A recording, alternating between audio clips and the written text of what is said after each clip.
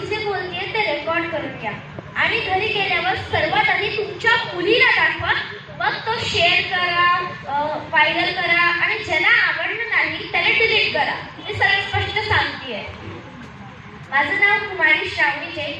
आज मी इथे राजमाता जिजाऊ भोसले म्हणून आली आहे, पण मी कुठलं एखादं राजघोषणा वगैरे काही म्हणणार नाहीये. मी तुमच्या समोर सत्याची परिस्थिती, जी सत्य परिस्थिती आहे ती सांगणार आहे. छत्रपती शिवाजी महाराजांचं नाव ऐकताच गणित घाबरायचे, थरथरायचे व पळून जायचे आणि आजही पळतातच. अशा महान शिवबाची आई मी म्हणजे राजमाता जिजाऊ भोसले, शहाजी राजांची पत्नी, लखुजी जाधवांची कन्या व छत्रपती शिवाजी महाराजांची आई मी म्हणजे राजमाता जिजाऊ भोसले.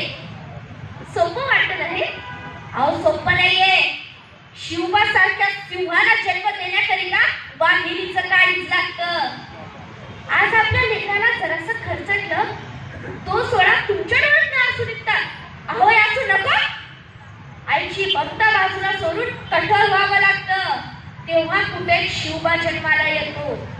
सर्वांना वाटतं माझ्या घरी शिवबा जन्माला आला पाहिजे, पण शिवबा कसा येणार?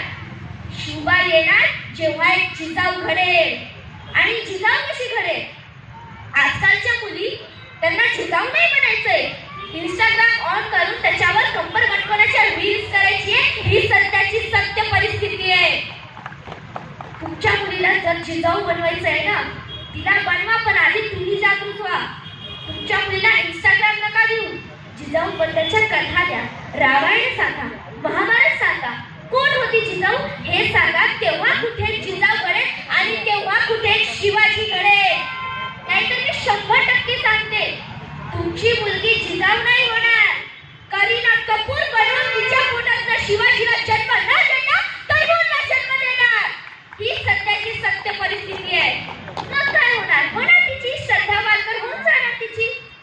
तुमच्या मुलीला करीना कपूर, श्रद्धा वालकर नाही, राजमाता जिजाऊ बनवा, तेव्हा कुठे शिवाजी जन्माला येईल. कळलंय? प्रत्येकाला आवडलं असं नाहीये, कोणाच्या डोक्यात खटकलंही असेल, पण ज्यांच्या डोक्यात खटकलंय ते लक्ष देऊ नये का? ही सत्याची सत्य परिस्थिती आहे. मी जे बोललीये त्याच्यावर तुम्ही आजपासूनच अवलंब केला नाही, त्याच्यावर आजपासूनच तुम्ही सुरुवात केली नाही ना, नक्की तुमच्या मुलीला करीना कपूर बनवणार आहात तुम्ही. एवढंच सांगते. धन्यवाद. जय भवानी, जय जिजाऊ.